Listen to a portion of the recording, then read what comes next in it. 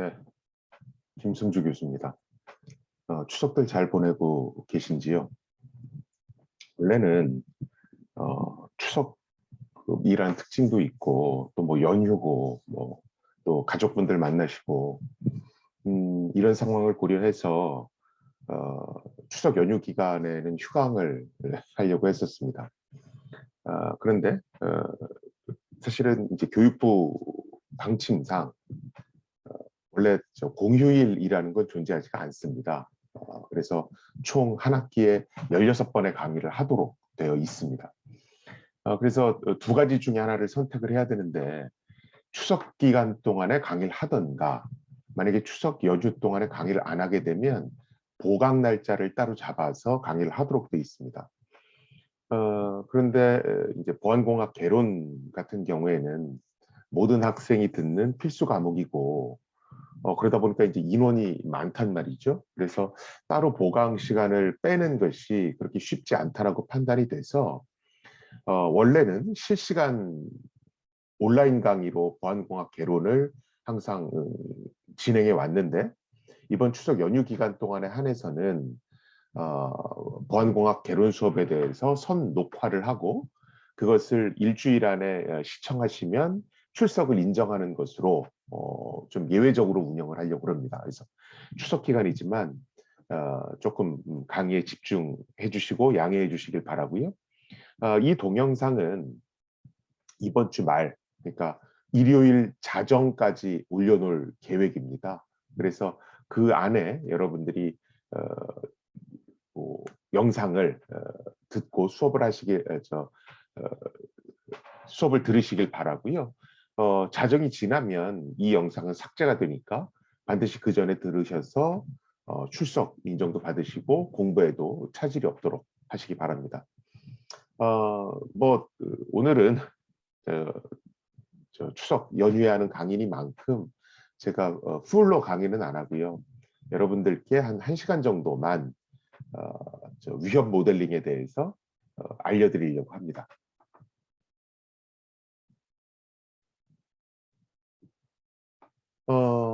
일단은 제목에서 위협 모델링이라고 제가 말씀을 드렸어요. 그리고 이 threat 모델링, 위협 모델링이라고 하는 것은 사실 외국에서는 굉장히 중요하게 생각하는 분야고요. 해킹 분야 중에 가장 탑티어 컨퍼런스라고 얘기를 하죠. 블랙햇 같은 데 가면 실제로 이 threat 모델링만 따로 빼서 굉장히 비싼 가격에 어떤 교육 세션이 따로 열립니다. 한 이틀 정도 하는 교육 세션이 따로 열리고요. 그래서 이 threat 모델링은 여러분들이 굉장히 잘 공부해 두시는 게 좋습니다. 사실은 threat 모델링만 가지고 한 학기 정도 수업을 진행할 수가 있어요. 한 학기 정도 수업을 진행할 수가 있는데 threat 모델링만 할 수는 없으니까 우리는 보안공학, 보안 내재화 개발 프로세스에 대한 전반적인 내용을 학습을 하는 것이기 때문에 여기서는 threat 모델링의 가장 기초적인 지식만을 다루도록 하겠습니다. 일단은 용어부터 조금 알 필요가 있어요. 우리가 threat 모델링, 위협 모델링이라고 얘기하는데 이 위협 모델링이라고 하는 것은 보통 내가 만들 시스템의 어떤 취약한 부분을 조사해서 요구사항을 도출해내는데 활용을 합니다. 거기서 더 나가서 어떻게 설계를 하면 되겠다. 그 설계에 대한 기본 골격을 제시하는데도 이 위협 모델링이라고 하는 것이 굉장히 효과적으로 사용이 될 수가 있습니다. 그래서 마이크로소프트의 시큐리티 엔지니어링 홈페이지에 가보셔도 마이크로소프트 웨어에서 구축한 시큐리티 디벨롭먼트 라이프 사이클 프로세스에 있어서 이 위협 모델링이 굉장히 코어 엘리먼트다, 핵심 엘리먼트다라고 써져 있는 걸 여러분들이 쉽게 발견하실 수가 있습니다. 자, 그러면 우리가 수업에 들어가기 전에 threat 모델링 이것이 과연 뭔지 여기부터 한번 알아볼게요. 여러분들은 이제 학부지만 나중에 이제 대학원 진학을 하게 된다면 이제 논문 위주의 학습을 하게 될 겁니다. 그러면 이 모델링이라는 단어를 굉장히 자주 볼 수가 있어요. 그런데 학생들한테 야 그럼 모델링이 뭐니? 이렇게 물으면 거기에 대해서 명확하게 답변을 하는 학생이 생각보다 그렇게 많지는 않습니다. 일단 이 모델링이라고 하는 게 무엇을 얘기하는지부터 한번 알아볼게요. 모델링은 다른 말로 얘기하면 추상화라고 얘기할 수가 있습니다. 그렇죠? 자, 그러면 추상화라는 게 뭐냐? 이 추상화는 대상 시스템을 단순화해서 만드는 겁니다. 자, 그러면 대상 시스템을 단순화시켜서 표현하면, 단순화시켜서 만들면 뭐가 좋은가? 해당 시스템에 불필요한 정보를 다 날려버리고 내가 꼭 분석에 꼭 필요한 정보만 남겨둠으로써, 그렇게 단순화시킴으로써 내가 대상에 조금 더 집중할 수 있도록 해주죠. 그래서 대상을 이해하는데 조금 더 도움을 줍니다. 그래서 스트릿 모델링이라는 것을 그냥 말로만 분석을 하면 대상을 모델링해서, 즉 대상을 추상화시켜서 거기에 가해지는 스트릿 위협을 분석한다. 이렇게 우리가 이해하면 될 것 같습니다. 자, 그러면 도대체 오케이, 모델링이라고 그러는 게 추상화라는 개념이다. 이건 알겠어. 근데 구체적으로 도대체 추상화라는 게 뭐지? 이런 생각을 하실 수가 있잖아요. 자, 그럼 추상화가 뭔지를 예를 들어서 한번 알아볼게요. 제가 잠깐 뒤로 갔다가 설명을 하고 다시 앞으로 돌아오겠습니다. 자, 우리가 내비게이터 같은 걸 한번 생각을 해보자고요. A라는 지점에서 B라는 지점까지, 여기서는 샌프란시스코에서 로스앤젤레스까지 가는 걸 예로 들었는데, 예를 들어서 지금 여러분들이 왼쪽에 보시는 것은 위성 사진입니다. 실제로 지형을 그대로 찍은 위성 사진이죠. 이 위성 사진을 토대로 샌프란시스코에서 로스앤젤레스까지 가는 최단 경로를 뽑아내고 싶어요. 물론 이 위성 사진에는 모든 도로, 모든 주변 환경이 다 표시되어 있을 테니까 이 실제 위성 사진을 놓고 A 지점에서 B 지점까지 가는, 즉 샌프란시스코에서 로스앤젤레스까지 가는 최단 경로를 찾아낼 수 있겠죠. 하지만 이 실제 위성 사진에는 최단 경로와는 별로 상관없는 쓸데없는 정보도 너무 많이 들어가 있습니다. 그러다 보니까 이런 부가적인 쓸데없는 정보들이 우리의 분석을, 우리가 집중하는 것을 방해하죠. 그래서 우리가 실제로 내비게이터에서는 이 실제 사진을 놓고 경로를 분석하지는 않고요. 이 사진을 단순화시키죠. 요 중간에 있는 사진처럼 단순화시킵니다. 그리고 이 단순화된 사진을 놓고 여기서 샌프란시스코부터 로스앤젤레스까지 가는 최단 경로를 분석을 하죠.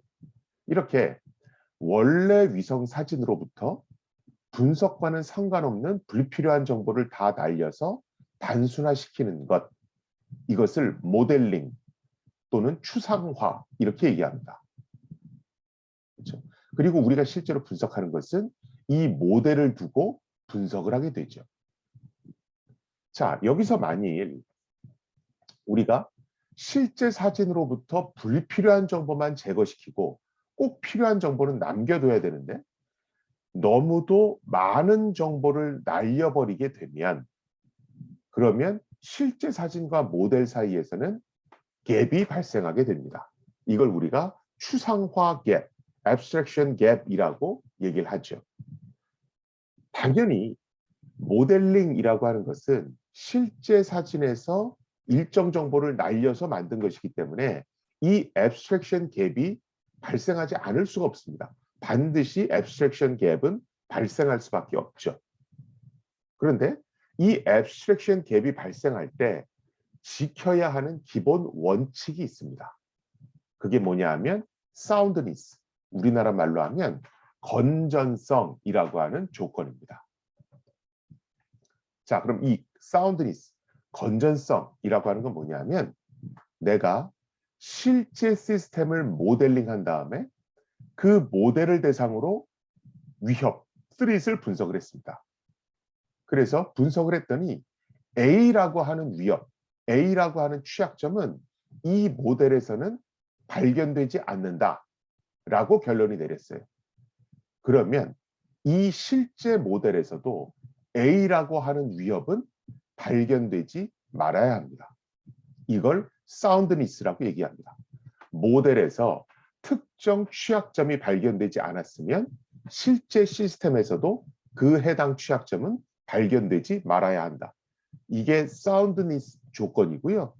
이 사운드니스 조건이 충족되게끔 모델링을 시켜야 됩니다.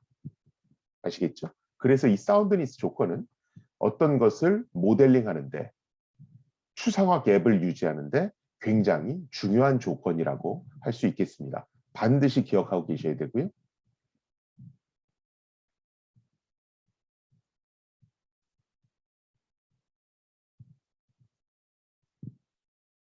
자, 여러분들이 이제는 스트레스 모델링에서 모델링 그 의미를 파악하셨어요? 자, 이런 어떤 모델링의 정의를 아셨으면 그럼 여러분들이 그 다음에는 스트릿에 대한 용어 정의를 아셔야 되겠죠. 이해하셔야 되겠죠. 왜냐하면 스트릿 모델링은 대상을 추상화시켜서 그 추상화된 모델로부터 위협을 분석한다는 뜻이니까요. 자, 그럼 여러분들이 모델링을 배우셨으니까 이제 스트릿에 대한 정의를 아셔야 됩니다. 그렇죠? 그런데 우리가 위협이라는 얘기를 할 때 사실은 이 위협, threat이라는 단어와 유사한 용어들이 있습니다. 그게 vulnerability, 취약점, attack, 그다음에 뭐 exploit 이런 어떤 것들이 있죠. 우리가 vulnerability, 취약점이라고 하는 건 소프트웨어나 하드웨어가 갖고 있는 결함이죠. 그렇죠? 그 결함을 이용해서 문제를 야기시키게 됩니다. 그래서 이 취약점은 소프트웨어나 하드웨어가 갖고 있는 디펙트, 결함 이렇게 생각하시면 되고요. threat이라고 하는 것은 자산, 하나 또는 그 이상의 자산에 가해질 수 있는 잠재적인 위험, 이것을 위협, threat이라고 얘기를 합니다. 그리고 attack이라고 하는 건 해당 자산에 실제로 가해지는 어떤 데미지라고 할 수 있겠죠. 자, 그런데 우리가 여기서 많이 혼동하는 게 어택 벡터라는 것과 어택 서피스라고 하는 게 있어요. 이 두 개를 많은 분들이 혼용해서 쓰는데 사실은 어택 벡터와 어택 서피스, 그러니까 공격 표면 또는 공격 벡터라고 많이 얘기하는데 이 두 가지는 많이 혼용해서 쓰지만 엄연한 차이가 있습니다. 이 어택 벡터, 공격 벡터라고 하는 것은 실제로 공격을 가할 수 있는 접점이라고 생각하시면 될 것 같아요. 그래서 실제로 그 포인트, 그 접점, 그 인터페이스를 토대로 해서 실제 시스템에 공격을 가게 되죠. 그렇죠? 그래서 어택 벡터는 해당 시스템에 공격을 가하기 위한 접점, 이렇게 보시면 될 것 같고요. 어택 서피스, 공격 표면이라고 하는 것은 이 공격 벡터, 공격 접점들의 집합이라고 보시면 되겠습니다. 즉 공격 표면, 어택 서피스라는 것이 훨씬 더 큰 개념인 거죠. 그리고 우리가 exploit이라는 용어도 많이 쓰는데요. exploit은 제가 여기다가는 successful attack이라고 썼습니다만 취약점이 발견됐다고 해서 그 취약점을 반드시 공격과 연결시킬 수 있는 건 아닙니다. 취약점이 발견됐다 하더라도 그 취약점만으로는 해당 시스템에 공격을 가하는데, 데미지를 입히는데 조금 모자랄 수가 있거든요. 이 취약점 갖고는 안 되고 다른 취약점과 결부돼야지만 공격이 성공 가능한 경우도 있습니다. 예를 들면 우리가 어떤 포털 시스템에서 이중 인증 시스템을 쓰고 있어요. 즉 아이디하고 패스워드를 친 다음에 그 다음에 휴대폰을 통한 문자 인증까지 완료해야 해당 시스템에 로그인을 할 수가 있습니다. 그렇죠? 자, 그런데 이 포탈 시스템에서 패스워드 시스템에 대한 전수조사 공격 또는 리플레이 공격과 관련한 취약점이 발견됐어요. 그렇죠? 그런데 이 취약점만 갖고는 해당 시스템의 successful attack, 즉 로그인을 할 수는 없죠. 왜냐하면 이중 인증 시스템을 도입했기 때문에 패스워드도 깨야 되는데 휴대폰 문자 인증도 깨야 되거든요. 이 두 가지를 동시에 깨지 않는 한 successful attack을 갈 수가 없습니다. 공격에 성공할 수가 없죠. 그래서 취약점을 발견했다는 것과 그것을 이용해서 공격에 성공했다는 것은 얘기가 좀 다릅니다. 그래서 취약점은 말 그대로 그 시스템이 갖고 있는 뭐 공격이 가해질 수 있는 부분이라고 보시면 될 것 같고요. 익스플로잇은 실제 성공한 공격이라고 보시면 될 것 같아요.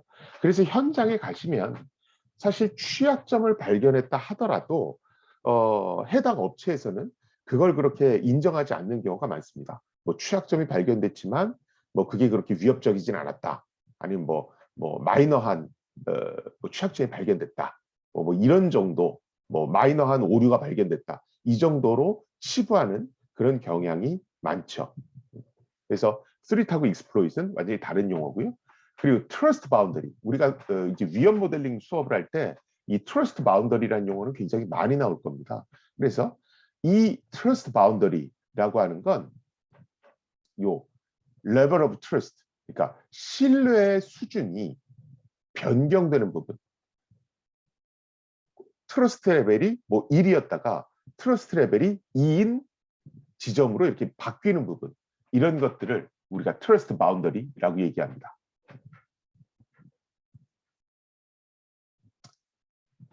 이런 위협들은 사실은 굉장히 다양한 형태로 가해질 수가 있습니다.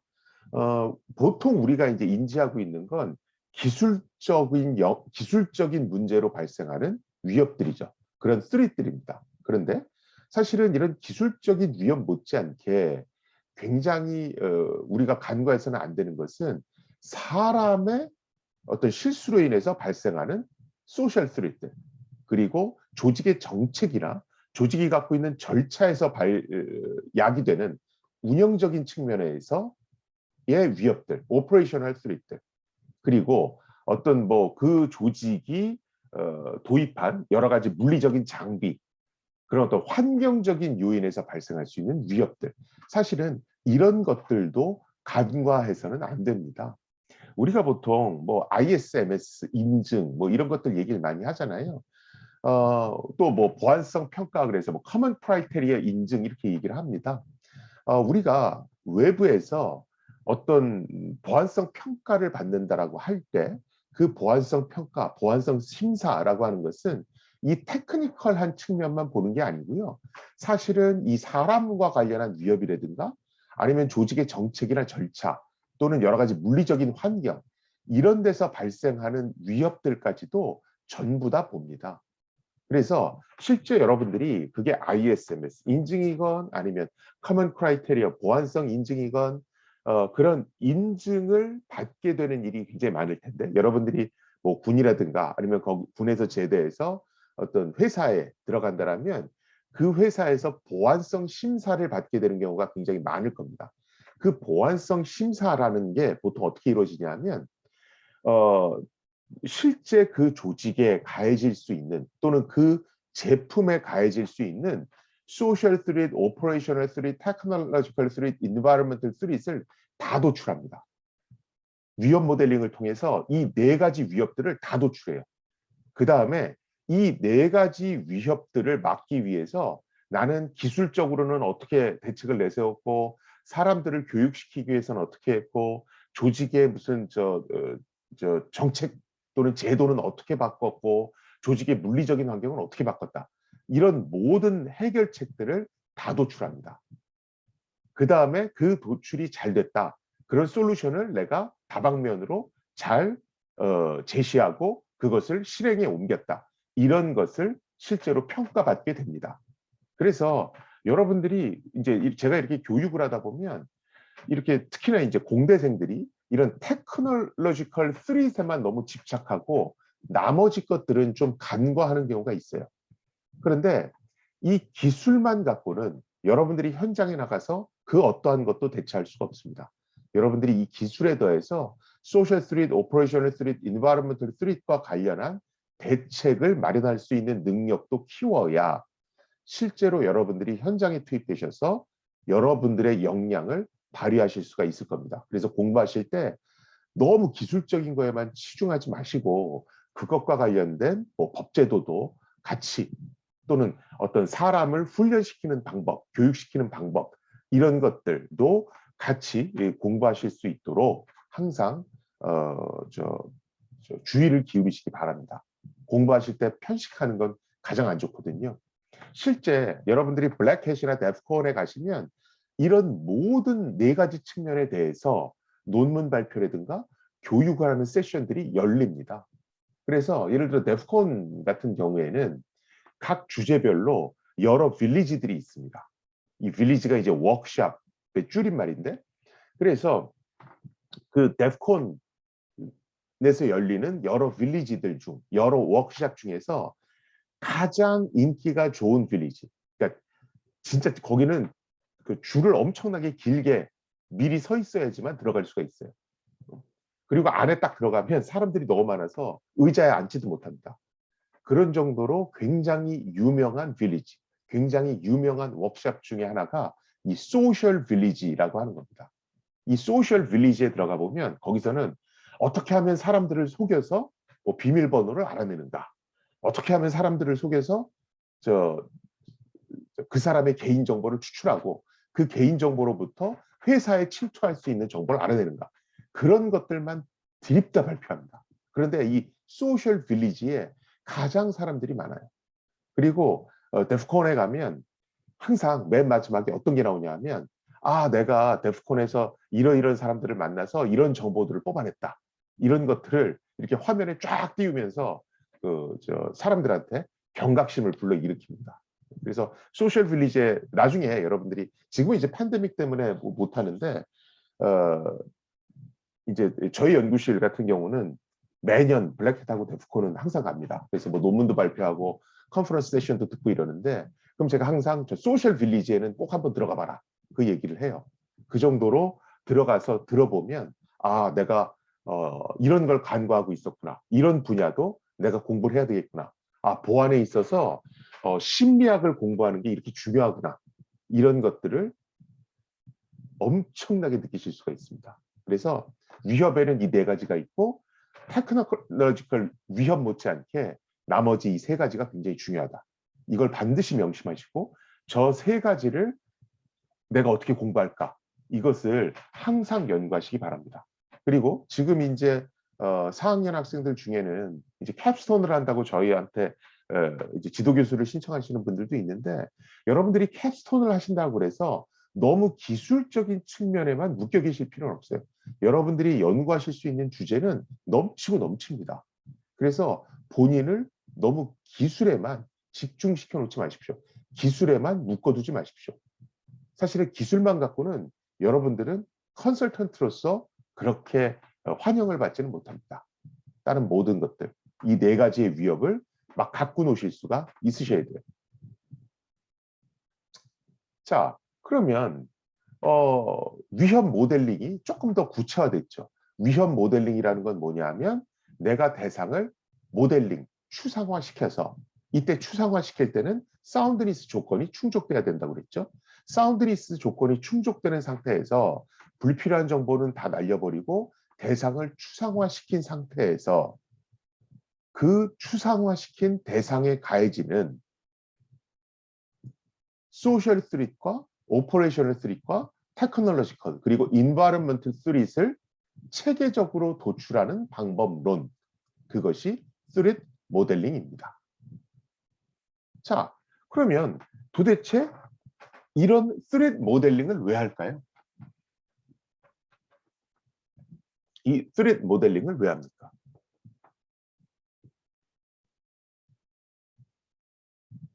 사실은 이 threat 모델링, 위협 모델링이라고 하는 건 보안 공학, security engineering의 속성과도 관련이 있습니다. 뭐냐면 우리가 security engineering, 보안 공학이라고 하는 건 다른 공학과는 조금 다른 측면이 있다고 제가 말씀을 드렸죠. 일반적인 소프트웨어 공학이라든가 다른 공학 분야는 주로 랜덤 폴트에 대해서 다룹니다. 자연적으로 발생하는 랜덤 폴트에 대해서 다루죠. 그런데 이 보안 공학은 의도적으로 발생시킨 그런 의도성이 있는 폴트에 대해서 다룹니다. 그렇죠? 해커가 의도성을 갖고 공격을 하는 거죠. 그렇죠? 그래서 보안 공학을 딱 공부할 때 사람들이 일반적인 공학하는 사람들이 보안 공학을 딱 만나면 제일 어려워하는 게 해커의 의중을 읽는 것, 해커의 마음 상태를 읽는 것을 가장 어려워해요. 그렇죠? 우리가 공격자처럼 생각하라, 뭐 이렇게 얘기 많이 하잖아요. 이게 말이 쉽지 그렇게 되질 않습니다. 그래서 threat 모델링이라고 하는 건 내가 공격자처럼 생각하게 하는 체계적인 방법론이라고 할 수가 있어요. 공격자처럼 생각해서 그런 체계적인 방법론을 통해서 공격자처럼 생각함으로써 시스템에 가해질 수 있는 위협들을 도출하고 그 위협을 막기 위한 리퀘어먼트를 만들어낸다. 그리고 그 리퀘어먼트를 토대로 제품을 설계하고 구현하는 것. 이게 시큐리티 엔지니어링이죠. 그렇죠? 그 선봉에 뭐가 있습니까? threat 모델링이 있죠.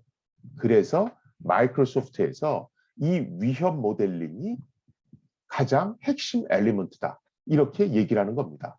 왜냐하면 요구사항 도출 자체가 제대로 안 되면 그 이후의 단계는 아무 의미가 없기 때문에 그렇습니다. 잘 아시겠죠?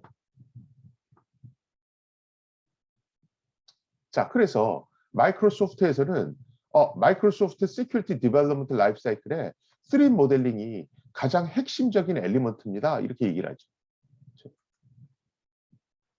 실제로 우리가 우리나라에서는 보통 컨설팅을 얘기할 때 너무 이 컨설팅을 좀 이렇게 좁게 생각하는 경향이 좀 있어요. 보통 우리가 컨설팅 그러면 뭐 이렇게 취약점 진단해주고 뭐 이런 정도만 생각을 하죠.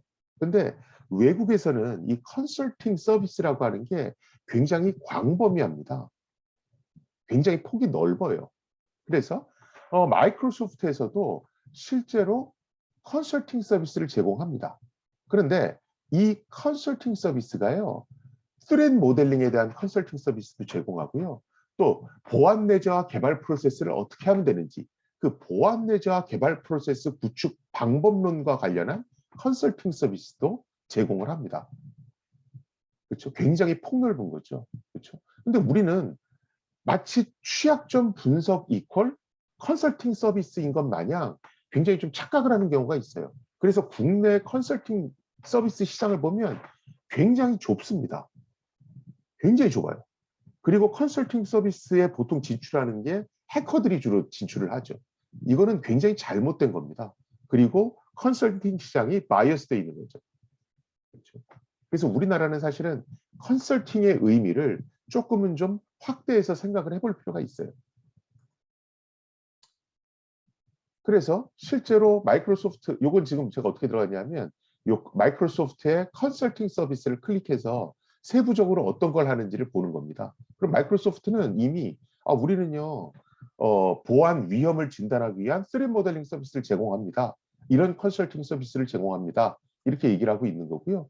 그 다음에 3 모델링을 한 다음에 실제로 Security Development Life Cycle, 보안 내재와 개발 프로세스를 어떻게 구축하면 될지도 컨설팅합니다. 이런 얘기를 하고 있는 겁니다. 뭐 취약점 분석이 어쩌고 저쩌고 이렇게 시작을 안 하죠. 그 다음에 Secure DevOps 이런 것들 우리가 얘기해 줍니다. 이렇게 얘기를 하고 있는 거고요. 실제로 이 양반은 저 아담 쇼스텍이라고 그래서 굉장히 유명한 보안 전문가고요. 뭐 블랙햇의 심사위원이기도 합니다. 논문 심사위원이기도 하고요. 이 아담 슐색은 예전에 마이크로소프트에 있다가 지금은 개인 컨설팅 회사를 차렸어요. 마이크로소프트에서 3D 모델링을 전담하던 친구입니다. 이 친구가 이제 블랙햇에서 이제 어떤 패널 토론을 하는데 거기서 이제 했던 얘기가 모의 해킹은 절대로 위험 모델링을 대체할 수 없습니다. 모의 해킹과 3D 모델링은 같은 게 아닙니다. 이렇게 발표를 하고 있는 모습입니다. 그 다음에 여러분들이 해커들 중에서 찰리 밀러라고 아시죠? 자동차 해커로도 굉장히 유명하고 전직 NSA 요원이기도 했죠. 그렇죠? 이 양반이 2017년 5월에 이제 트윗을 날렸어요. 그래서 제가 그 당시에 제 휴대폰으로 이거 캡처했던 건데, 자, 여러분, 우리 시스템 디자인하기 전에 반드시 저 3D 모델링 합시다. 이렇게 써놓은 겁니다. 왜? 시스템을 설계할 때 일단 요구사항이 제대로 도출이 돼야 그래야 올바른 시스템, 시큐리티 시스템 디자인을 할 수가 있잖아요. 그래서 그냥 막무가내로 제품 만들려고 하지 말고 3D 모델링부터 제대로 한 다음에 제품을 만들어라 이런 얘기예요. 실제로 이런 유명 해커도 3D 모델링이 굉장히 중요하다라는 얘기를 할 정도로 미국에서는 3D 모델링이 굉장히 보편화돼 있습니다. 그 다음에 지금 이제 이거 보시는 거는 미국의 FDA에서 여러 가지 이제 의료기기들이 해킹이 많이 된다. 뭐 이래서 사람의 생명이 위협받을 수가 있다. 이런 어떤 리포트들이 자꾸 나오니까 미국 FDA에서 레귤레이션을 하나 만들었어요. 그래서 의료기기를 만들 때는 반드시 보안 내재화 개발 프로세스를 통해서 만들어야 된다. Security by Design을 통해서 만들어야 된다. 특히나 스페시피컬리 써 있죠. 특히나 요 3D 모델링은 굉장히 중요하다. 그 얘기를 하고 있는 겁니다. 또한 저는 뭐 저 보안 내재화나 뭐 시스템을 뭐 설계하고 구현하는 거는 그닥 그렇게 관심은 없습니다. 저는 시큐리티 엔지니어로서보다는 시큐리티 애널리스트로서 그냥 모의 해킹하는 데 집중하고 싶습니다. 뭐 이런 학생들이 있을지도 몰라요. 그런데 내가 단순히 모의 해킹만 하겠다, 페네트레이션 테스팅만 하겠다 하더라도 3D 모델링을 잘 익히고 있으면 굉장히 도움이 됩니다. 이렇게 3D 모델링, 위협 모델링과 결합된 모의 해킹, 그런 펜테스팅을 우리가 Structured Threat Assessment라고 얘기를 합니다. 자, 그래서 외국에서는 보통 펜테스팅을 어떻게 하길 권고하냐 하면 이렇게 하길 권고합니다. 스테이지 1에서는 필요한 인텔리전스, 필요한 정보들을 전부 다 수집을 하죠. 사실은 인텔리전스와 인포메이션은 조금 다릅니다. 우리가 국가정보원 할 때 국가정보원을 National Information Service 이렇게 안 하죠. National Intelligence Service라고 얘기하죠. 그래서 인텔리전스와 인포메이션은 좀 다른 개념입니다. 이건 뭐 제 강의 내용과 좀 벗어나니까 제가 나중에 시간이 남으면 따로 설명드리도록 하고요. 아무튼 우리는 처음에 인텔리전스를 수집합니다. 그렇죠? 그 다음에 위협 모델링을 스테이지 2에서 하죠. 그렇죠? 그 다음에 우리가 발생할 수 있는 취약점들을 다 식별해내고 그 취약점들 중에서 실제 공격이 가능한 것, successful attack이 가능한 것들을 도출해냅니다. 우리가 그걸 exploit이라고 얘기한다고 그랬죠. 그래서 exploit 또 post exploitation을 다 겪은 다음에 우리가 리포트를 산출하죠. 그렇죠? 보통 우리나라 대부분의 어떤 취약점 분석 컨설팅을 하는 업체들을 보면 스테이지 2가 없습니다. 그냥 인텔리전스 게더링에서 vulnerability analysis로 바로 넘어가죠. 그리고 exploit하고 리포팅하고.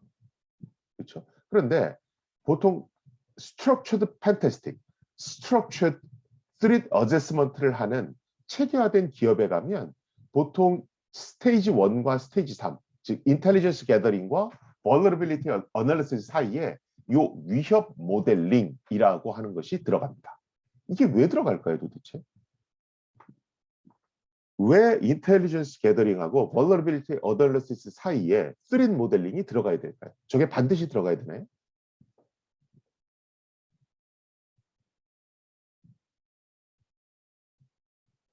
사실은 스테이지 2의 이 threat 모델링은 반드시 들어갈 필요는 없습니다. 어떤 경우에? 어떤 경우에 반드시 들어갈 필요가 없습니까?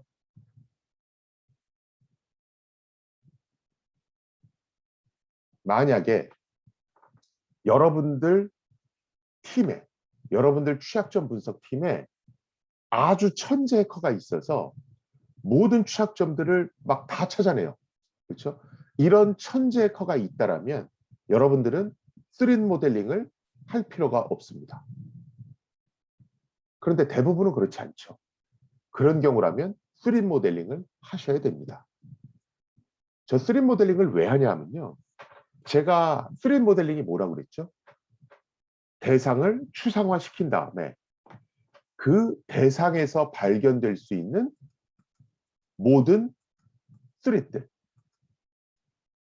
즉 소셜 스릿, 오퍼레이셔널 스릿, 테크놀로지컬 스릿, 인바이러먼털 스릿을 체계적으로 도출해 내려고 스릿 모델링을 합니다. 그게 스릿 모델링의 정의입니다. 이렇게 말씀을 드렸죠. 그렇죠? 자, 보통 회사가 취약점 분석팀에 취약점 분석 의뢰를 맡겨요. 그렇죠? 그러면 똑같은 시스템에 대해서 A팀에 맡기고 B팀에 맡깁니다. 그러면 결과가 다르게 나와요. 왜 다르게 나올까요? 똑같은 시간과 똑같은 액수를 들여서 줬는데 결과가 다르게 나오는 거예요. 왜 결과가 다르게 나올까요? 왜 그러냐면 이 취약점 분석팀에 들어가 있는 해커들이 취약점을 발견해내는 순서가 달라서 그렇습니다. 보통 취약점을 발견해낼 때 사람들은 본능적으로 자기가 잘하는 것, 자기가 관심을 갖고 있는 것부터 우선적으로 봐요. 그리고 보통 해커들은 아주 크리티컬한 취약점을 찾아내길 원합니다. 그렇죠? 그래서 한 달이라는 시간을 주면 크리티컬한 취약점을 찾아내는데, 그리고 자기가 관심이 있는 취약점을 찾아내는데 대부분의 시간을 다 소비해요. 그리고 시간이 좀 남으면 자기가 관심이 없었던 거, 좀 크리티컬하지 않은 거, 그런 것들 위주로 봅니다. 또 취약점 분석을 맡기면 대부분 테크놀로지컬한 스릿에 집중돼 있어요. 나머지 뭐 소셜 스릿이라든가 인바이러먼털 스릿 이런 것들은 전부 다 순위에서 밀립니다. 즉 사람이 자기가 보고 싶은 것 위주로 펜 테스팅을 한다는 얘기죠. 그러니까 결과가 다르게 나오는 겁니다. A팀과 B팀이 있는데 얘네들의 구성원들은 서로 다르죠. 본인들이 잘하는 것도 다르고 본인들이 관심 있는 분야도 다릅니다. 그러니까 취약점 분석 결과가 다르게 나오는 거예요. 편식을 하는 거죠. 그렇죠?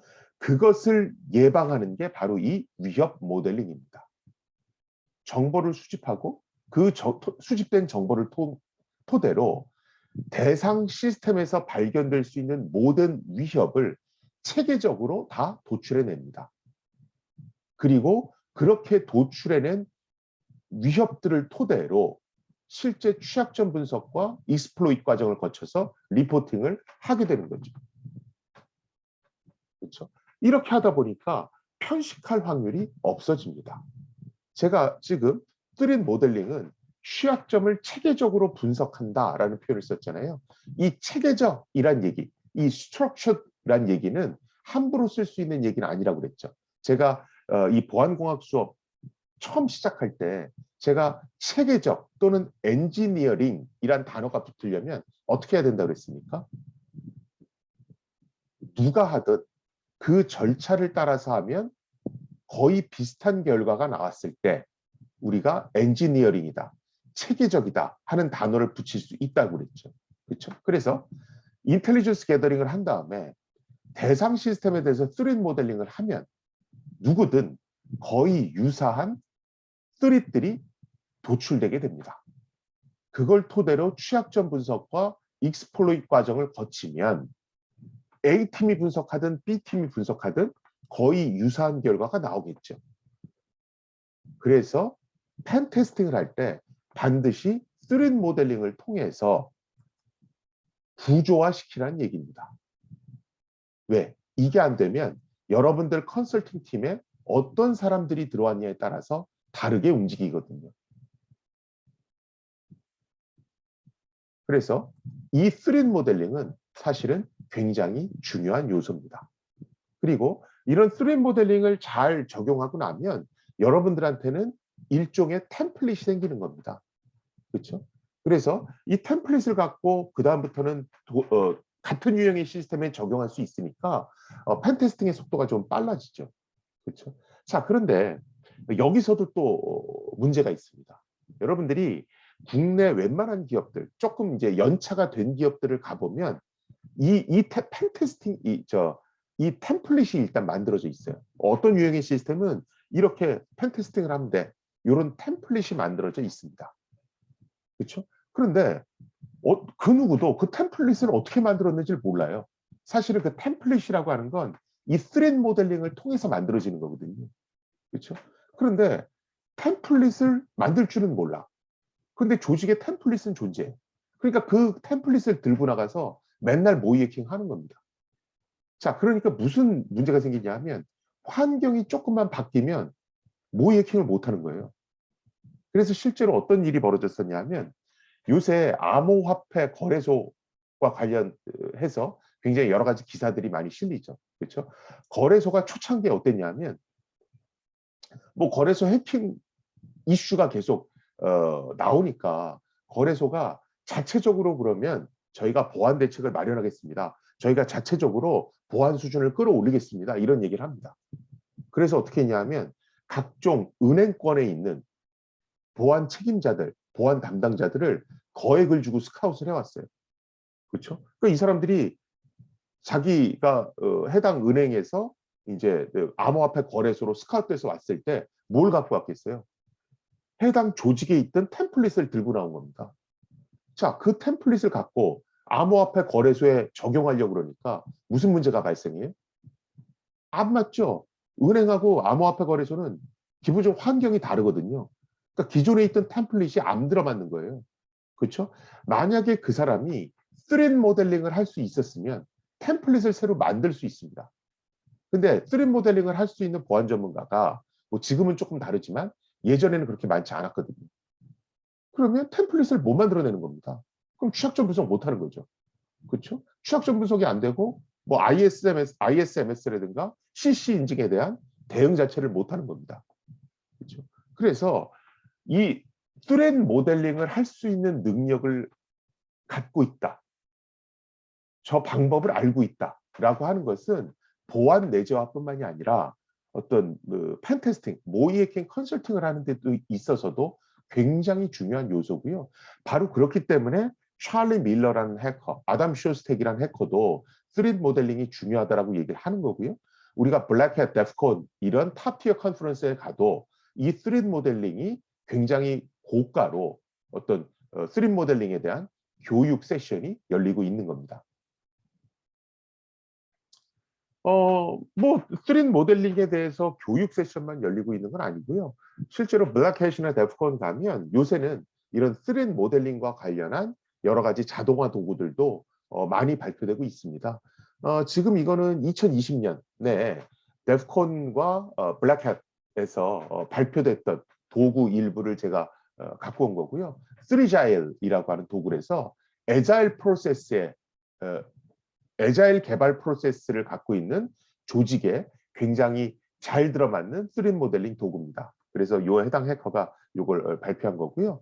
뭐 3Gile일 얘기가 나왔으니까 잠깐 여러분들한테 말씀을 드리면 아마 이제 해킹과 관련해서 관심이 많은 분들은 블랙햇이나 데프콘 얘기를 굉장히 많이 들으셨을 거예요. 그런데 우리가 뭐 보통 이제 전문가가 되면 내가 연구한 결과들을 많은 전문가들 앞에서 알리는 것, 컨퍼런스를 통해서 내가 한 결과를 발표하고 검증을 받는 것, 이런 것들은 굉장히 중요한 요소입니다. 그런데 우리가 보통 이런 컨퍼런스, 전문가들이 말하는 이 컨퍼런스를 얘기할 때 탑티어 컨퍼런스라는 표현을 굉장히 많이 쓰죠. 뭐 탑티어, 세컨티어, 서드티어 뭐 이런 얘기를 많이 하는데, 이 탑티어 컨퍼런스라고 하는 건 말 그대로 뭐 상위 1% 이렇게 굉장히 상위권 레벨에 있는, 즉 전문가들이 많이 참석하는 그런 컨퍼런스들을 얘기를 합니다. 당연히 논문이 채택되기가 굉장히 어렵죠. 이런 탑티어 컨퍼런스에는 아카데믹 컨퍼런스가 있고요, 인더스트리얼 컨퍼런스가 있습니다. 아카데믹 컨퍼런스는 주로 교수들이 또는 박사과정, 석사과정 학생들이 많이 와서 발표하는 것이 이 아카데믹 컨퍼런스예요. 이 아카데믹 컨퍼런스의 특징은, 특히 탑티어 아카데믹 컨퍼런스의 특징은 여러분들의 아이디어를 수학적으로 모델링을 해서 표현을 하지 못하면 이 아카데믹 탑티어 컨퍼런스에서는 거의 논문으로 발표될 확률이 없다라고 보시면 됩니다. 반면 이 인더스트리얼 탑티어 컨퍼런스는 반드시 수학적 모델링을 필요로 하지 않아요. 내가 어떤 취약점을 발견을 했고 그것에 대해서 파급력을 코드로 익스플로이트 도구를 만들어서 입증을 해보였다. 그럼 뭐 충분합니다. 단 인더스트리얼 컨퍼런스는 수학적 모델링을 필요로 하지는 않지만 그것의 파급력은 굉장히 커야 됩니다. 그래서 아카데믹 컨퍼런스에서는 얘가 기반 이론으로서 얼마나 가치가 있는가, 이걸 주로 봐요. 그런데 인더스트리얼 컨퍼런스에서는 얘가 발견한 이것이 현재 현실 세계에 얼마나 큰 영향력을 미치는가, 이런 걸 봅니다. 그래서 도대체 얘가 발견한 취약점이 전 세계적으로 몇백만 대의 기기에 영향을 미치며 이것을 패치하기가 얼마나 어려운가, 이런 것들, 이런 크리티컬리티에 따라서 사실은 인더스트리얼 컨퍼런스의 논문이 채택되느냐 안 되느냐, 여기에 영향을 미칩니다. 얼마나 크리티컬하냐. 그렇죠? 그런데 아카데믹 컨퍼런스에서는 이게 기반 이론으로서 얼마나 영향력을 미치는가, 이것을 주로 봅니다. 그러니까 관점이 좀 다른 거죠. 그렇죠? 요새는 물론 이 아카데믹 컨퍼런스와 인더스트리얼 컨퍼런스가 자꾸 점점 이 간극을 줄이려고 노력하는 어떤 그런 상황에 있기는 합니다. 그래서 아카데믹 탑 컨퍼런스에 실린 것이 인더스트리얼 탑 컨퍼런스에 초청받기도 하고요. 인더스트리얼 탑 컨퍼런스에 실린 것이 아카데믹 컨퍼런스에 초청받기도 합니다. 그래서 간격을 자꾸 줄이려고 하고 있고요.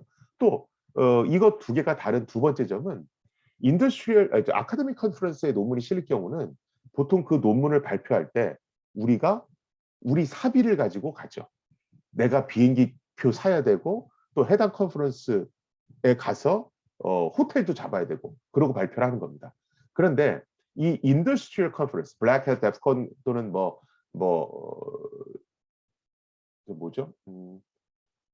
바이러스 블래틴 같은 그런 인더스트리얼 컨퍼런스의 논문이 발표가 되면 보통 항공료와 호텔비는 그냥 거꾸로 줍니다, 발표자한테. 그래서 호텔도 무료로 잡아주고요. 옛날에는 그냥 비행기 티켓도 보내줬는데 요새는 그 정도까지는 아닌 것 같고 일정 금액의 돈을 줍니다, 발표자한테.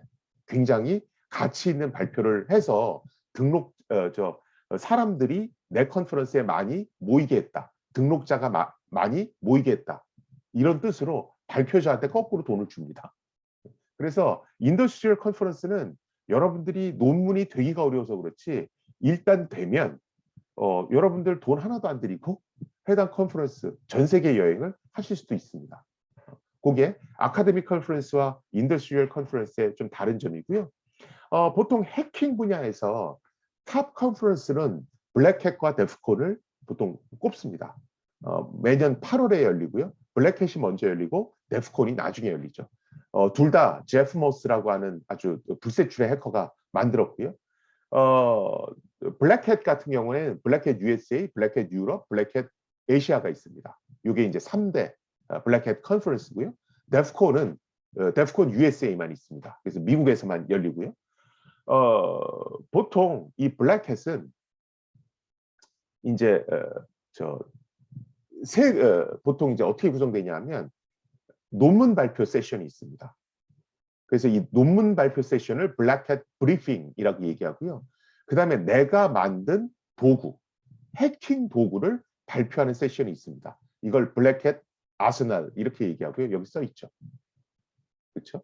그리고 또 하나가 이제 전시회가 있습니다. 전시회가 있고요. 보통 우리가 블랙햇의 메인 세션이다 이렇게 얘기하면 블랙햇 브리핑과 블랙햇 아스날 이 두 개를 꼽습니다. 두 개는 심사위원도 별도로 조직되어 있고요. 이렇게 논문이 채택되는 게 그렇게 쉽지는 않습니다. 그래서 블랙햇에서는 인더스트리얼 탑 컨퍼런스인 블랙햇은 브리핑이라고 하는 논문 발표 세션과 아세날이라고 하는 오픈소스 해킹 도구를 발표하는 세션으로 메인 세션이 나눠져 있다. 이렇게 보시면 될 것 같고요. 데프콘 같은 경우에는 보통 많은 분들이 데프콘 그럼 뭐 해킹 대회로 알고 계세요. 근데 그렇지는 않고요. 데프콘은 여기도 역시 메인 논문 발표 세션이 있습니다.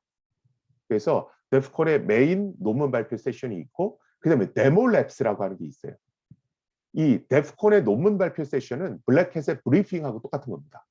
그리고 블랙햇의 아세날과 똑같은 게 데프콘의 데모랩스라고 있어요. 이거는 해킹 도구를 발표하는 세션입니다. 그래서 데프콘의 메인 세션이다. 그러면 데프콘 논문 발표 세션과 데프콘 데모랩스 이렇게 보시면 되고요. 그것 외에 CTF라고 있습니다.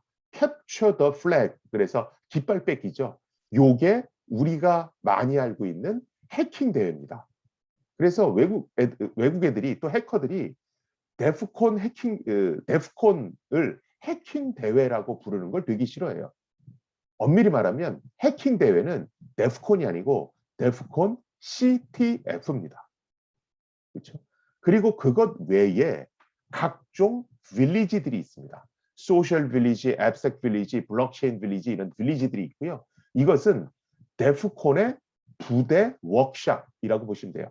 데프콘의 메인 세션인 데프콘 뭐 논문 발표 세션, 데프콘 데모랩스, 데프콘 CTF 이렇게 있으면 그것 외에 주제별로 특화된 워크숍들이 있습니다.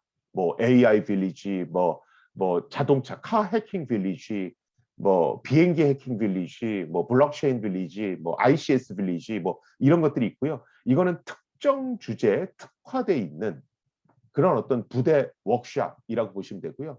그것을 데프콘에서는 빌리지라는 표현을 씁니다. 이게 우리 놀이공산에 보면 무슨 빌리지, 무슨 빌리지, 무슨 빌리지 이렇게 이름이 있잖아요. 그래서 그런 식으로 구성이 되어 있다라고 보시면 될 것 같습니다. 여러분들이 데프콘의 논문을 낼 때는 뭐 메인 세션인 논문 세션에 내셔도 되고 데모랩스의 논문을 내셔도 됩니다. 그런데 그것 외에 나는 메인 세션에 내기에는 아직 완성도가 좀 떨어지는데 그러면 빌리지의 논문을 내셔도 돼요. 빌리지의 논문 채택되는 것도 쉽지 않습니다. 그래서 뭐 말 나왔으니 여러분들이 학부 때 뭐 캡스톤 준비를 하면서 블랙햇이나 데프콘에 논문 내는 거 저는 제가 예전에 뭐 사이코 지도교수기도 했지만 사실은 너무 우리 학생들이 데프콘 CTF만 집중하는 거는 저는 반대예요. 데프콘에는 그거 말고도 굉장히 중요한 논문 발표 세션, 뭐 해킹 도구 발표 세션 여러 가지가 있습니다. 또 블랙햇도 마찬가지고. 그래서 저는 우리 학생들이 너무 데프콘 CTF만 집중하지 말고 좀 다양한데 좀 관심을 기울였으면 좋겠다는 생각이 있고요. 뭐 이것과 관련해서 논문을 발표하실 계획이면 언제든지 저희 연구실 오십시오. 제가 사실은 뭐 여담이지만 제가 블랙햇 아시아 논문 심사위원이기도 해서 사실은 저기서 논문이 어떻게 발표되고 어떤 식으로 심사하는지를 어느 정도는 알고 있습니다. 그리고 저희 학생들은 항상 저기 가서 논문들 발표하기 때문에 어떻게 여러분들이 준비를 해야 되는지를 그래도 다른 분들보다는 많이 알고 있어서 그 정도 코칭은 해드릴 수 있으니까 너무 CTF에만 목매지 마시고 또 나는 뭐 CTF 실적이 없어서 내가 뭐 학창 시절을 잘 보내고 있는 걸까? 뭐 이런 거 갖고 고민하지 마시고 언제든지 오십시오. 여러분들 능력을 입증할 수 있는 방법은 블랙햇 데프콘에 굉장히 여러 군데 있습니다. 자, 아무튼 얘기가 좀 옆으로 샜는데요. 이런 3D 모델링 도구는 시스템을 설계할 때도 그렇고 펜 테스팅을 할 때도 그렇고 굉장히 중요한 도구입니다. 그래서 사람들이 강조하고 있는 거고요. 자, 그러다 보니까 어떤 사람이 하든 편차 없이 그것도 반드시 기술적인 테크놀로지컬한 것뿐만이 아니고 비기술적인 것들, 즉 환경적인 거, 사람에 의해서 발생하는 이런 다양한 부분과 관련된 위협들 그리고 그와 관련된 시큐리티 리퀘어먼트를 3D 모델링을 통해서 굉장히 체계적으로 도출할 수가 있죠. 그렇죠? 그래서 여러분들이 보통 3D 모델링을 하게 되면 어떻게 하냐 하면 굉장히 체계적인 방법으로 해당 시스템에 있는 모든 어택 벡터들, 공격 접점들을 체계적으로 다 도출하는 방법을 먼저 배우게 됩니다. 이게 이제 3D 모델링이라는 카테고리 안에 어떤 세부 세션들이 있냐면 여러분들이 보통 3D 모델링을 배운다라고 하는 것은 해당 주어진 시스템의 어택 서피스, 즉 모든 공격 벡터들을 어떻게 하면 체계적으로 다 도출해낼까. 그 다음에 그 공격 벡터들에 대해서 그 위협들에 대해서 위험도, 이 리스크를 어떻게 하면 분석해낼 수 있을까. 그리고 이 위험도 우선순위에 따라서 해당 위협들을 어떻게 하면 미디게이션, 즉 해결해낼 수 있을까. 그렇죠? 즉 어떤 시큐리티 리퀘어먼트, 어떤 디자인 리퀘어먼트들을 체계적으로 도출해낼 수 있을까. 그렇죠? 그리고 그 리퀘어먼트들이 실제로 설계돼서 구현이 완료된 다음에 그것들이 제대로 됐는지, 제대로 설계됐고 제대로 구현됐는지 테스팅은 어떻게 할 수 있을까? 이런 것들을 도출해내는 방법론들을 배우는 것이 3D 모델링이라고 하는 분야입니다. 굉장히 광범위하죠.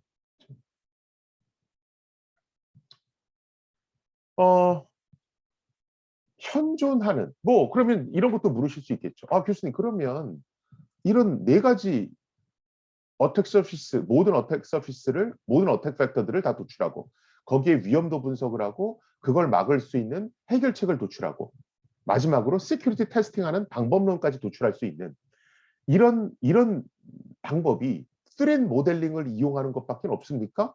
이렇게 질문하실 수도 있어요. 그런데 제가 알고 있기로는 3D 모델링 외에는 없습니다. 나중에 어떤 천재적인 사람이 나타나서 3D 모델링보다 더 좋은 거를 만들어낼 수도 있겠죠. 근데 아직까지 제가 알고 있기로는 3D 모델링이 가장 효과적인 방법이다라고 알고 있고요. 실제로 마이크로소프트는 이 3D 모델링을 통해서 굉장히 많은 오류를 잡아냈다라고 하는 리포트들도 나오고 있습니다. 요거는 지난 시간에 처음에 한번 설명을 드렸죠. 실제 마이크로소프트에서는 결함의 50% 이상이 어떤 용상 분석과 설계 단계에서 발견이 됐고 이런 문제 때문에 이 Security by Design이 굉장히 강조가 됐고 이 Security by Design 중에서도 이 3D 모델링이 굉장히 중요한 요소로 부각됐다라고 말씀을 드렸죠.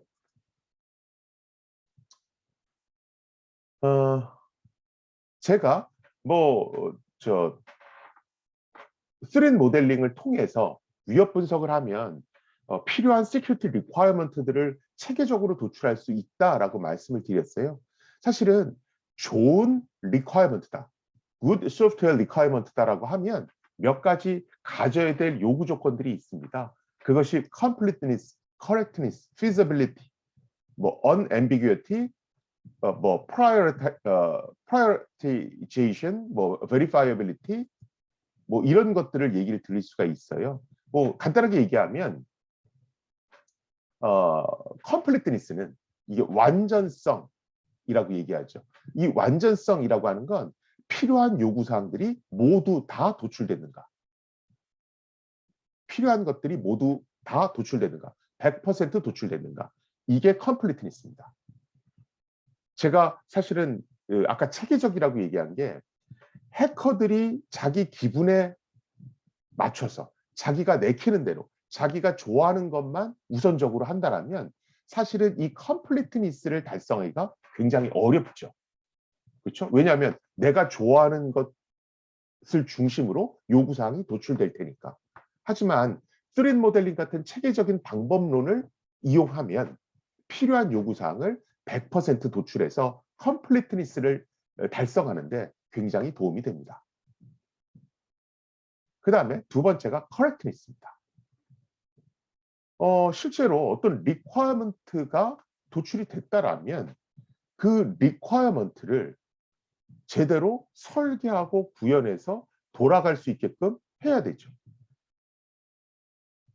그렇죠? 그래서 예를 들어서 어떤 requirement가 도출이 됐어요. 그런데 이 requirement를 가지고 어떤 모듈, 소프트웨어 모듈, 함수의 기능 명세를 도출해낼 수가 없어요. 그 얘기는 그 requirement를 구현해낼 수 없다는 것과 똑같죠. 그렇죠? 예를 들면 보통 이게 이제 정성적으로 표현되어 있을 때 이런 문제가 생깁니다. 예를 들어서 requirement가 안전한 충분한 기밀성을 제공할 것. 자, 이런 식으로 써 있어요. 자, 충분한 기밀성을 제공할 것. 뭐 안전하게 만들 것. 이런 식으로 requirement를 써놓으면 함수의 기능 명세를 도출할 수가 없죠. 왜? 안전하다는 게 뭔지 모르니까.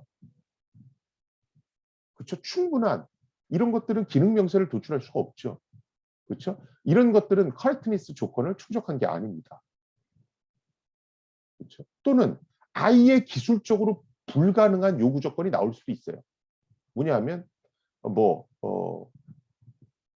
전수조사가 불가능한 그러니까 전수조사가 불가능하면서 횟수 제한을 두지 않는 4자리 숫자로 된 비밀번호 시스템을 개발할 것. 이런 건 말이 안 되죠. 그렇죠? 4자리 숫자로 된 비밀번호는 0000부터 9999까지 넣어보면 비밀번호를 알아낼 수 있는데 횟수 제한도 없으면서 전수조사가 불가능하게 하라니 말이 안 되죠. 그렇죠? 이런 것들은 커렉트니스가 달성되지 않은 겁니다. 그렇죠? 그 다음에 feasibility. feasibility는 뭐냐면 이것 자체가 구현하기에 불가능한 경우가 있어요. 리소스가 너무 많이 된다든가 제약적인 상황으로 인해서 어떤 현실적인 상황으로 인해서 구현성 자체가 불가능한 경우가 있습니다. 그렇죠? 뭐냐면 예산은 10만 원인데 이걸 구현하려고 그러면 뭐 1000만 원이 드는 경우가 있어요. 그렇죠? 아니면 내 PC 사양으로는 내 CPU의 용량으로는 이 요구 조건을 달성하는 것 자체가 불가능한 경우가 있습니다. 그렇죠? 예를 들어서 리퀘어먼트를 뽑았는데 이 리퀘어먼트가 어떤 고성능 컴퓨터에서는 가능한데 휴대폰에서는 불가능한 거예요. 그러면 이게 스마트폰의 보안 리퀘어먼트로는 적합하지가 않죠. 이거는 feasibility가 떨어지는 겁니다. 그 다음에 이제 unambiguity. 이건 모호성이 없으라는 거죠. 그렇죠? 그 리퀘어먼트를 봤을 때 누가 봐도 이것을 동일하게 해석하라는 겁니다. 그 다음에 priority를 부여하라. 그렇죠? 요거는 저번에도 한번 말씀드렸죠. 리퀘어먼트가 있으면 우선순위, 각 리퀘어먼트별로 우선순위를 부여할 수 있어야 됩니다. 그렇죠? 그 다음에 verifiability. 이거 제가 아까 스트림 모델링 하면서 read to security testing requirement 이 얘기를 했죠. 이것과도 밀접한 관련이 있습니다. verifiability는 뭐냐면 내가 제품을 만들었을 때 해당 requirement가 제대로 구현됐는지 검증할 수 있어야 된다. 그렇죠? 그래서 이러한 요구 조건들이 달성됐을 때 우리가 좋은 requirement다. 이렇게 얘기합니다. 그렇죠? 이 중에서도 여러분들이 특히 신경 쓰셔야 되는 게 뭐 다 중요하지만 unambiguity 요것과 관련된 거예요. 뭐 prioritization 이것도 굉장히 중요하고 verifiability도 다 중요하고 뭐 앞에 있는 것 completeness나 feasibility, correctness도 다 중요합니다만 특히 우리가 현장에 가면 제일 안 되는 것 중에 하나가 이 unambiguity입니다. 뭐냐면 한번 이거 말씀드린 것 같은데 이런 식의 requirement를 쓰는 회사가 의외로 많아요. 모든 중요한 데이터는 암호화되라. 근데 이거는 unambiguity 관점에서 보면 완전히 빵점입니다. 센시티브 데이터가 도대체 어떤 거라는 건지도 읽는 사람에 따라서 해석이 다 다르고 인크립션이라고 암호화시키라고 그랬는데 읽는 사람에 따라서 어떤 방법으로 암호화시킬지가 다 다르게 나오겠죠. 그렇죠? ambiguity, 모호성이 없으려면 이렇게 나와야 됩니다. 이것도 뭐 완벽하진 않지만 모든 중요한 데이터는 암호화돼야 되는데 이 암호화되란 얘기는 그게 전송 중이건 하드디스크에 저장돼 있건 암호화시키라는 거다. 그런데 이때 암호화할 때 256비트 이상의 크기를 갖는 AES 암호 알고리즘을 써야 되고 이때 센시티브 데이터가 뭔지는 브록 A에 가면 다 써 있다. 그렇죠? 사실 이거 완벽한 건 아닙니다. 왜냐하면 AES 암호를 쓰는데 운영 모드는 뭘 쓸지 키 관리는 어떻게 할지 이런 내용들이 빠져 있기 때문에 그렇게 완벽한 건 아니에요. 이것들을 조금 더 모호성이 없게 쓰려면 이런 식으로 써야 되겠죠. 이걸 우리가 formal specification, 정형 명세라고 얘기를 합니다. 그래서 제가 보안공학 처음 시작할 때 우리가 뭐 보안 칩 같은 거, 반도체라든가 군에 들어가는 소프트웨어, 하드웨어 또는 기밀 자료를 다루는 시스템은 security requirement를 반드시 이렇게 정형 명사화시켜서 기호로 쓴다고 말씀을 드렸죠. 왜? 모호성을 없앨 수 있기 때문에 그렇습니다.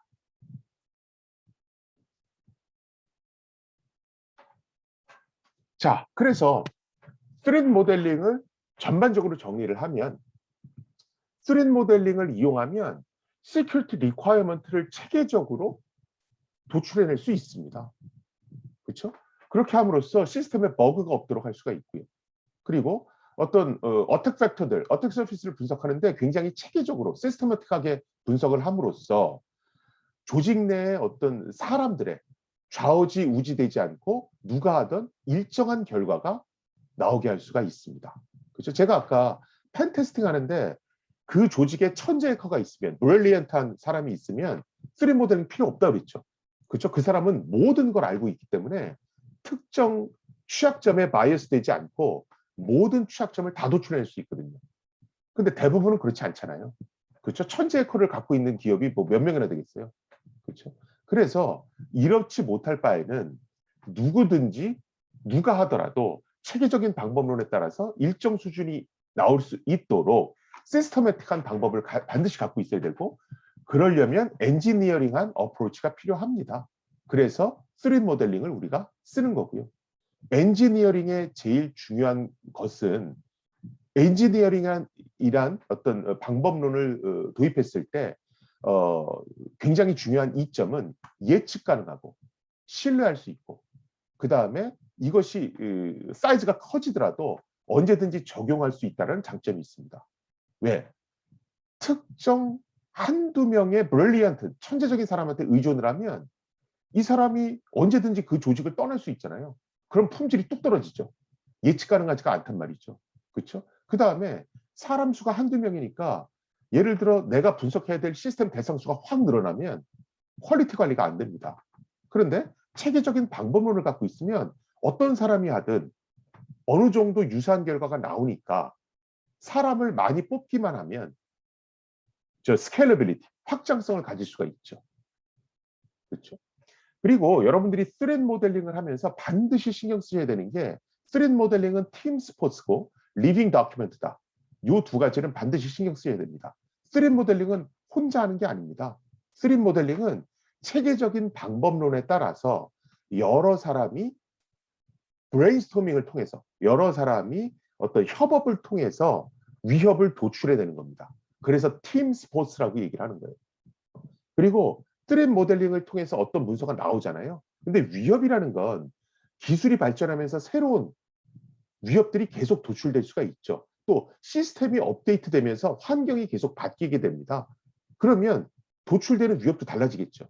그 얘기는 한번 트렌드 모델링을 해서 문서가 도출되면 끝이 아니고 이 문서는 계속해서 업데이트가 돼야 됩니다. 그렇죠? 그래서 트렌드 모델링은 지금 여러분들이 보시는 이런 특징이 있습니다. 자, 오늘은 여기까지 하고요. 다음 시간부터는 실제로 트렌드 모델링을 어떻게 하는가 세부적인 방법론에 대해서 배울 거예요. 그리고 예전에는 보통 트렌드 모델링을 하면 여러분들한테 이렇게 실습 숙제를 내드리거나 뭐 이런 것들을 했어요. 그래서 개인이 트렌드 모델링을 체험해 보도록 했습니다. 그런데 제가 이번 학기부터는 조금 바꿔보려고 그래요. 저희가 올해 블랙햇에서 올해 데프콘에서 저희 연구실이 뭘 발표했었냐면 블록체인을 이용해서 트렌드 모델링을 할 수 있는 플랫폼을 발표를 했습니다. 이게 또 운 좋게 논문으로 채택이 돼서 발표를 했어요. 저희가 착안한 점은 트렌드 모델링이 팀 스포츠다라는 점에 착안을 한 겁니다. 이 블록체인이라는 것이 여러 사람이 공동으로 협업을 하는데 굉장히 효과적일 수가 있거든요. 그래서 저희가 만든 트렌드 모델링 블록체인 플랫폼은 어떻게 동작하냐면 여러 사람들이 그 블록체인 트렌드 모델링 플랫폼에 들어가서 협업을 통해서 스릿을 발견할 수 있도록 돼 있어요. 그 스릿을 많이 발견한 사람한테 이제 코인을 지급할 수 있도록 되어 있습니다. 그래서 시간이 허락하면 저희가 개발한 이 스릿 모델링 블록체인 플랫폼을 이용해서 여러분들이 실제로 스릿 모델링 실습을 하게 할 거고요. 거기서 코인을 많이 획득한 순서대로 실습 점수를 부여하려고 합니다. 저희가 이제 프로토타입을 내놨기 때문에 약간은 좀 인터페이스가 좀 구린 경향은 있어요. 근데 뭐 아무튼 뭐 시작을 해봐야 뭐 문제가 되는 부분도 알 수 있으니까 또 여러분들이 조금 더 재밌게 3D 모델링을 실습해 볼 수 있을 것 같아서 저희가 이번 학기부터 최초로 저희 플랫폼을 도입해서 팀 스포츠라는 게 뭔지 3D 모델링이라는 게 뭔지 여러분들이 직접적으로 좀 재미있게 느껴보시게 하려고 준비를 했습니다. 그러니까 좀 기대를 해주시고요. 자, 오늘은 뭐 추석 연휴고 하니까 이 정도에서 마치도록 하겠습니다. 연휴 기간임에도 시간 내서 강의 들어주시느라 고생하셨고요. 뭐 2, 3일 정도 연휴가 남았지만 건강하시고 탈나지 않게 연휴를 즐기시기 바랍니다. 행복한 추석 되시고요. 그럼 오늘 강의 여기서 마치도록 하겠습니다. 예, 들어주셔서 감사합니다.